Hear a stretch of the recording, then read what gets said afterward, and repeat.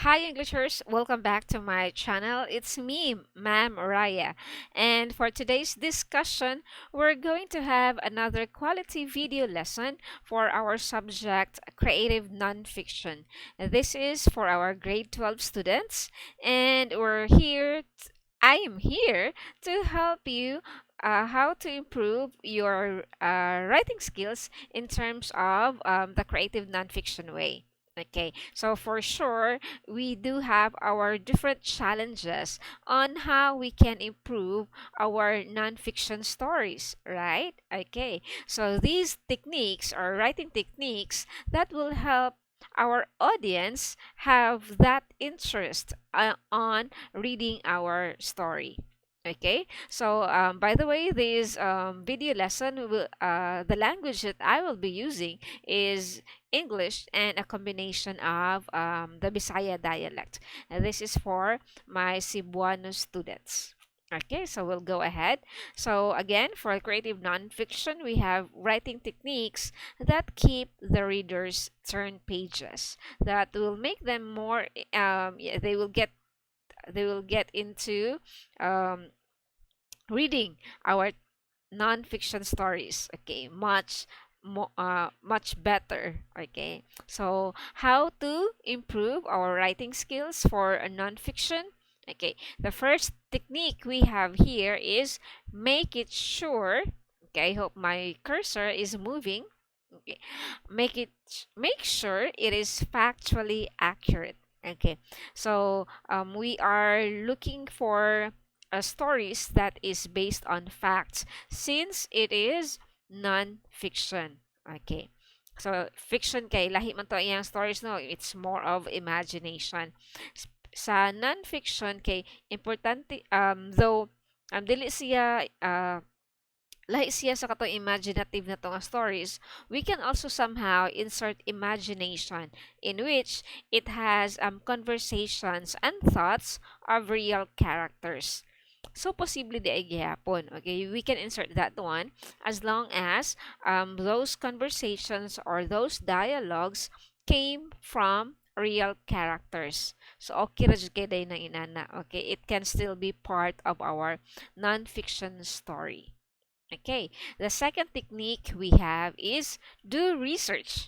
Okay, doing research or conducting research is very credible when we write our nonfiction stories. Okay, it will make our credibility as a writer improve, and it will have that confident or trust from our readers.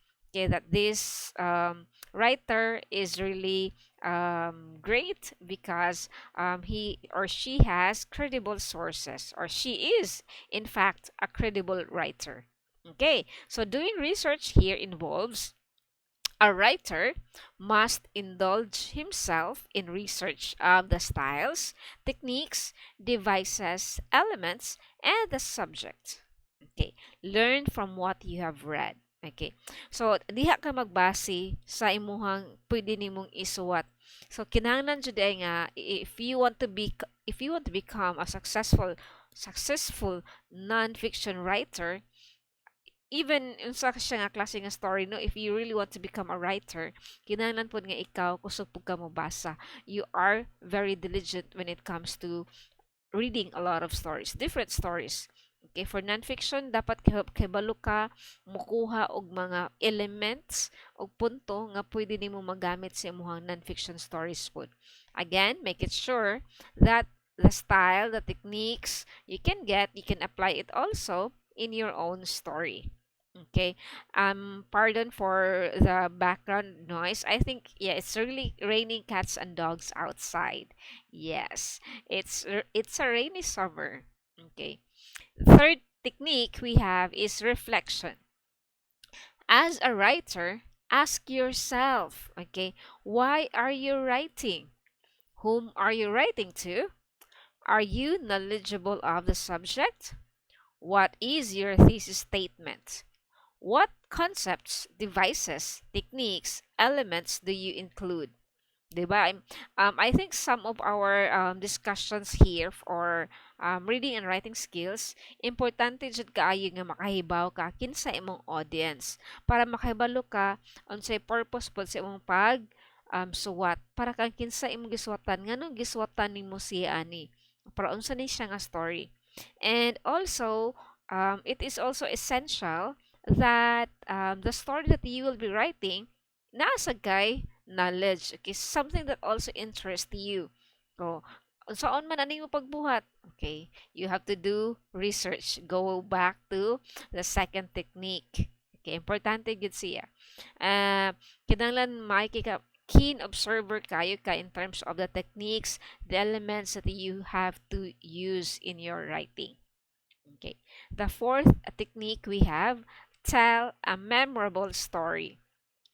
Stories are more remembered than abstract ideas and concepts. Okay. Kung naa kay i-share good na story, when we say a memorable story, it's really something nakatatak na. Okay, na ay part sa story nga didot jud sa imong dughan. Okay, something like that. Okay, again, make it sure, of course, the story is also factual. Factual siya kay it is based on real life experiences. So, pwede siya inana. Okay.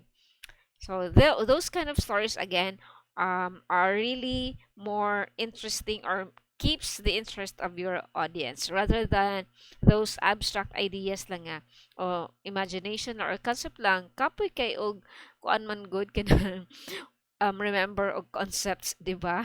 Okay. So, it must be better to use those memorable stories for our nonfiction. Okay. Another technique we have, bait your audience. Okay. Imong audience kay murag isda nga imong kinahanglan i-catch nimo ang ilang attention. Okay. Unsa man nga bait imong gamiton para makuha nimo imong isda, di ba? Okay, here, grab or catch the attention and interest of the readers from the beginning until the end of writing. Okay, so dapat mag-una ka sa imuhang attention seeker nga introduction. Okay, imo na siyang hunahuna unong pag-ayo base sa klase sa audience nga naa nimo.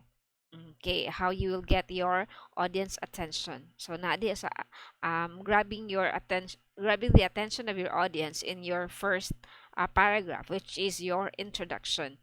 Okay, and in your from introduction body, and then from your uh, conclusion, you also have to end it with a bang. Okay, mag connect jud ang imuhang giunsa nimo pag grab ang ilang attention hangtod nga mahuman ang imuhang story. Okay, so that's how you bait your audience attention. Nga imbis ara na lang unta sila nga page kutob, they'll keep turning on to the next pages because they get to know more about the story. Well, even the writer, they can also imagine the personality of the writer and to the fact that they want to meet the writer na. Di ba? Pa-autograph dayon sa writer.